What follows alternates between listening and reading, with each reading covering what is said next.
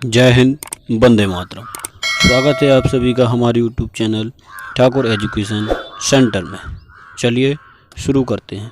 हाजिर हैं हम एक नए चैप्टर के साथ, जिसमें हम हिंदी व्याकरण से संबंधित कारकों को देखेंगे, जो प्रत्येक परीक्षा में एक ना एक जरूर क्वेश्चन पूछा जाता है और ट्रिक के साथ। ठीक है, चलिए शुरू करते हैं आज का ये नया टॉपिक।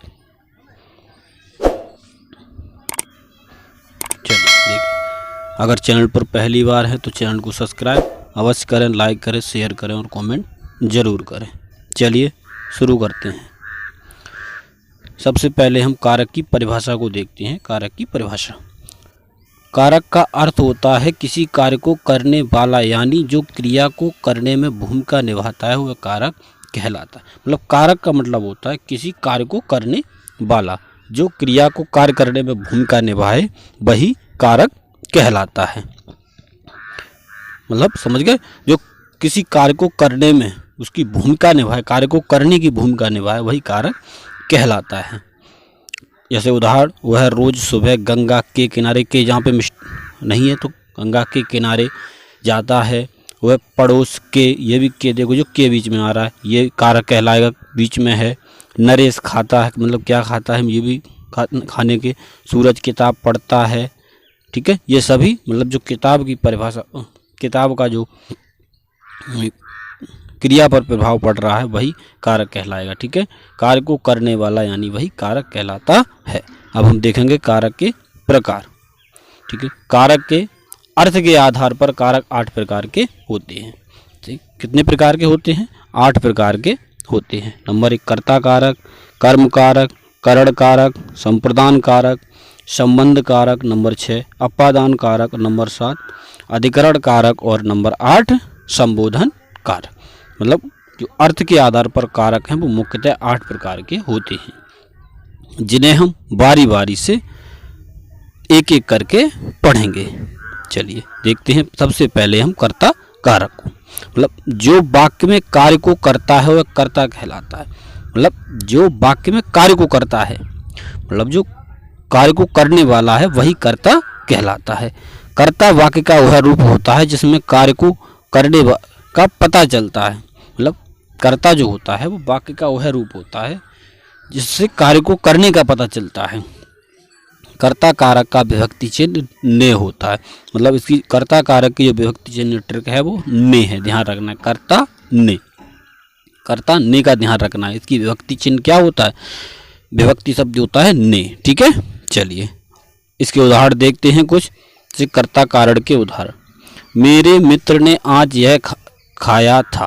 मतलब मेरे मित्र ने, ये यहाँ पे ने आ गया, ये क्या है? यही कर्ता कारक है, ने। रामू ने आज गाड़ी चलाई थी। मतलब रामू ने, मतलब ये कर्ता पे प्रभाव डाल रहा है। रामू ने मतलब किसी और ने नहीं, रामू ने चलाई थी, तो इसीलिए ने ये कर्ता कारक हो गया। टीचर ने आज मुझे पीटा, मतलब कर्ता ने पीटा है तो यहाँ पे ये भी कर्ता कारक होगा। सुरेश ने आज केला खाया, मतलब सुरेश ने खाया, मतलब कर्ता पे प्रभाव पड़ रहा है तो इसलिए ये कर्ता कारक ये भी हो गया।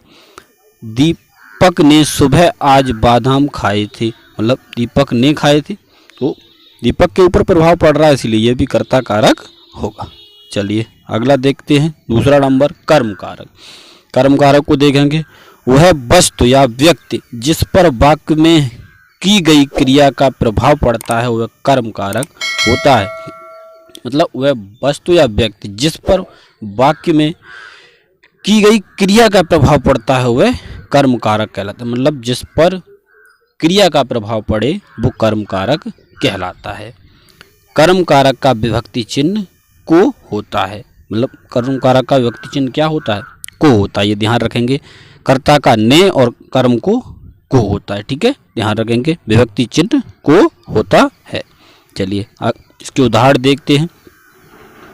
कर्म कारक के उदाहरण, राम ने रावण को मारा। मतलब राम ने मारा, राम यहाँ पे ये कर्ता कारक है, बट जो बाद में आएगा उसको हम देखेंगे। राम ने रावण को, किसको? रावण को मारा।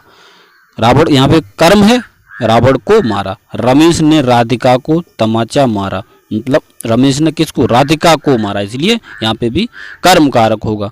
माँ ने अपने बच्चे को दूध पिलाया। माँ ने किसको पिलाया? बच्चे को पिलाया। कुत्ते ने मेरे दोस्त को काट लिया, मतलब जो कुत्ता है उसने मेरे दोस्त को काट दिया, मतलब कुत्ते ने काटा, दोस्त को काटा। ठीक है। राम ने घोड़े को पानी पिलाया। राम ने किसे पानी पिलाया? घोड़े को, मतलब ये कर्म पे प्रभाव डाल रहा है, इसीलिए यहाँ भी कर्म कारक होगा। ठीक है, यहाँ भी कर्म कारक होगा। चलिए अगला देखते हैं। अगला 3 नंबर करण कारक। जिस रूप में क्रिया के करने के साधन का बोध हो उसे करण कारक कहते हैं। मतलब जिस रूप में क्रिया के कारण का मतलब साधन का जहाँ बोध हो, सीधी भाषा में समझ सकते हैं, जहाँ साधन के रूप में बोध हो वहाँ करण कारक होता है। यानी जिसकी सहायता से किसी काम को अंजाम दिया जाता है वो करण कारक होता है। मतलब जैसे कोई काम करते जिसकी सहायता ली जाए वो क्या कहलाता है? करण कारक कहलाता है। करण कारक के 2 विभक्ति चिन्ह होते हैं, से और के द्वारा। ठीक है, से और के द्वारा। करण के 2 होते हैं, से और के द्वारा। चलिए इसके उदाहरण कुछ देखते हैं। राम ने रावण को बाण से मारा। किससे मारा? बाण से मारा। यहाँ भी साधन हो रहा है, मतलब बाण। पेन से लिखा तो पेन, यहाँ भी साधन हो रहा है। राधा ने रोहन से काम करवाया, यहाँ भी रोहन से काम करवाया तो यह भी साधन हो रहा है। राहुल ने सारा ज्ञान न्यूज़पेपर से लिया। किससे लिया? न्यूज़पेपर, ये साधन के रूप में हो रहा है। राधिका ने प्रियंका को डंडे से मारा। डंडे को साधन के रूप में प्रयोग हो रहा है, इसीलिए यहाँ पे भी। चलिए अगला देखते हैं। अगला 4th नंबर संप्रदान कारक। संप्रदान कारक को देखें। संप्रदान का अर्थ देना होता है। सीधी बात हम ध्यान रखेंगे, संप्रदान का मतलब क्या है? देना है। जब वाक्य में किसी को कुछ दिया जाए या किसी के लिए कुछ किया जाए तो वह वहाँ संप्रदान कारक होता है। ठीक है, ध्यान रखेंगे। जहाँ दान दिया जाए या किसी के लिए कुछ किया जाए तो वहाँ पे क्या होता है? संप्रदान कारक होता है। संप्रदान कारक के विभक्ति के चिन्ह 2 होते हैं, के लिए और को। ठीक है, 2 होते हैं, के लिए और को। ध्यान रखेंगे, संप्रदान कारक के लिए 2 विभक्ति चिन्ह होते हैं, के लिए और को। कुछ उदाहरण देखते हैं इसके संप्रदान के उदाहरण। मम्मी राहुल के लिए खाना लेकर आओ, मतलब किसके लिए? राहुल के लिए। ध्यान रखेंगे, संप्रदान के लिए। पापा राधा के लिए नई गाड़ी लेकर आए। राकेश गरीब के लिए खाना लेकर आया, यहाँ भी के लिए है। श्याम ने राधा को गिफ्ट दिया, को। ठीक है, हमने 2 बताए, के लिए और को। गिफ्ट दे रहा है, इसीलिए यहाँ भी संप्रदान कारक होगा। रुक्मणी ने राम को गुलाब का फूल दिया, को दिया, गुलाब का फूल दिया। देना यहाँ पे भी आ रहा है तो इसलिए यहाँ पे भी संप्रदान कारक होगा। चलिए अगला देखते हैं। अगला है 5 नंबर अपादान कारक। जब संज्ञा या सर्वनाम के किसी रूप से अलग होने का बोध हो वह अपादान कारक होता है। मतलब जहाँ पर संज्ञा या सर्वनाम के किसी रूप का अलग होने का बोध हो वहाँ पे अपादान कारक होता है। मतलब कहने का तात्पर्य समझ, जहाँ अलगाव होता है वहाँ अपादान कारक होता है। अपादान कारक का भी विभक्ति चिन्ह से होता है। से चिन्ह करण कारक का भी होता है, लेकिन यहाँ मतलब साधन से है।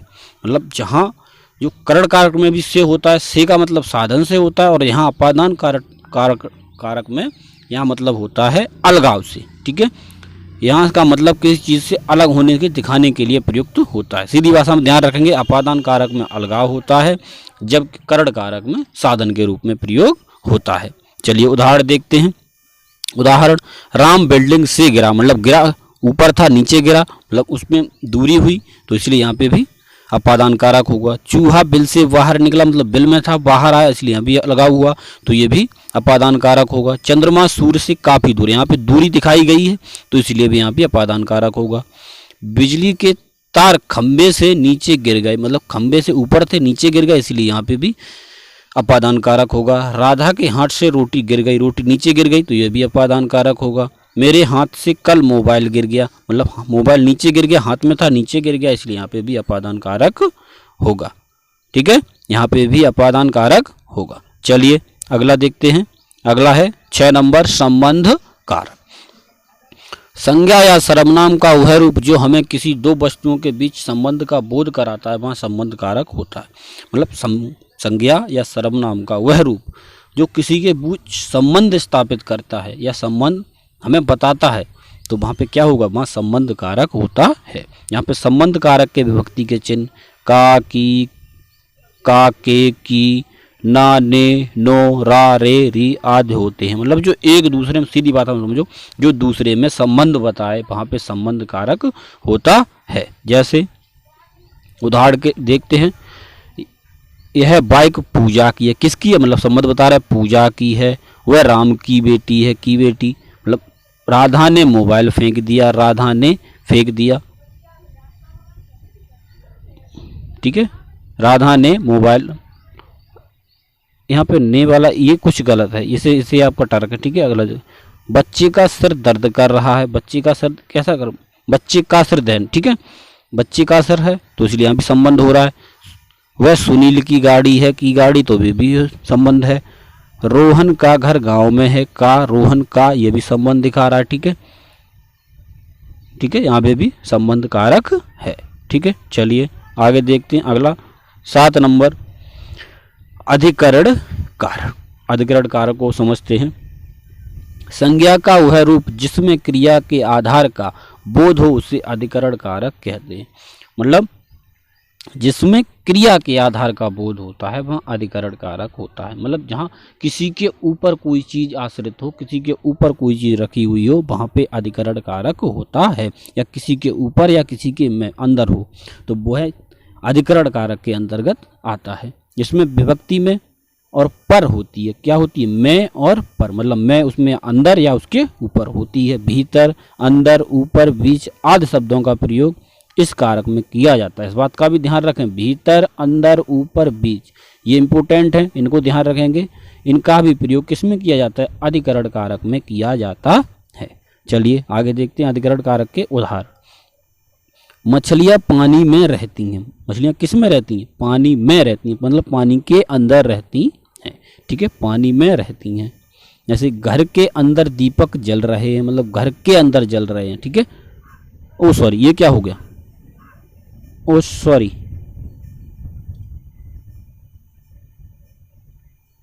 मतलब घर के अंदर दीपक जल रहे हैं। राम ने क्लास बीच में छोड़ दी, मतलब बीच में छोड़ दी, ठीक है। राधा के घर के अंदर चोर हो गया था, मैंने बताया था अंदर या भीतर जो भी दिया हुआ है उससे भी हम कह सकते हैं कि ये अधिकरण कारक है। मेरे दोस्त कमरे के अंदर हैं तो ये भी अधिकरण कारक है, अंदर या भीतर या ऊपर, ठीक है। मैं, पर, जो यहाँ भी आए, अब इसमें पर वाले उदाहरण नहीं है, यहाँ पे पर भी आए। अगर किसी जैसे तोता छत पर बैठा है तो वहाँ भी अधिकरण कारक होगा, ठीक है, वहाँ पर भी अधिकरण कारक ही होगा। चलिए 8 नंबर और ये लास्ट संबोधन कारक है, इसे हम देखते हैं। संज्ञा या सर्वनाम का वह रूप जिससे किसी को बुलाने, पुकारने या बोलने का बोध होता है वह संबोधन कारक कहलाता है। मतलब जहाँ पे किसी को बुलाएं वहाँ पे क्या होता है, संबोधन कारक होता है। जैसे हे, अरे, तेरे, किसी को बुलाएं क्या, ओ, इतयो, मतलब किसी को बुलाते हैं तो उसी आधार पे वहाँ संबोधन कारक होता है। किसी के नाम से बुलाते हैं, नाम लेकर बुलाते हैं तो वो सभी वहाँ संबोधन कारक होता है। और इसकी सीधी सी पहचान है, वहाँ पर संबोधन कारक का चिन्ह होता है ऐसे करके और नीचे एक बिंदी रखी हुई होती है, तो वहाँ संबोधन कारक चिन्ह लगा हुआ था, उसी से हम पहचान लेते हैं ये वाक्य कैसा है, संबोधन कारक इसमें प्रयुक्त हुआ है। संबोधन कारक के अरे, हे, अजी आदि विभक्ति चिन्ह होते हैं। इसका प्रयोग वाक्य के प्रारंभ में होता है, मतलब जो हे, अरे हो है वो वाक्य के प्रारंभ में उपयोग किए जाते हैं, ठीक है। तो उसे उनके बाद में संबोधन कारक चिन्ह लगाया जाता है। संबोधन कारक के उदाहरण, अरे रमेश तुम क्या कर रहे हो, मतलब अरे यहाँ पे ये लगाया, अरे यहाँ पे भी अरे लगाया। हे भगवान, अरे, अरे ये भी लगाया, ठीक है। अरे राम ये क्या हो गया, हे भगवान हमारे साथ ऐसा क्यों हुआ।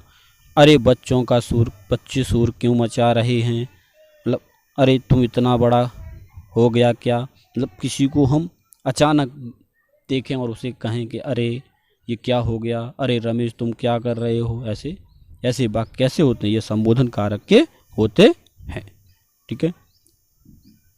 अगर वीडियो अच्छी लगे तो चैनल को सब्सक्राइब जरूर करें, लाइक करें, शेयर करें, कमेंट अवश्य करें, ठीक है। और अपने दोस्तों में शेयर अवश्य करें जिससे हम मोटिवेट हों और एक नए से नए वीडियो बनाएं, अच्छे से अच्छा आपको कंटेंट देने की कोशिश करें। जय हिंद, वंदे मातरम, जय श्री राम।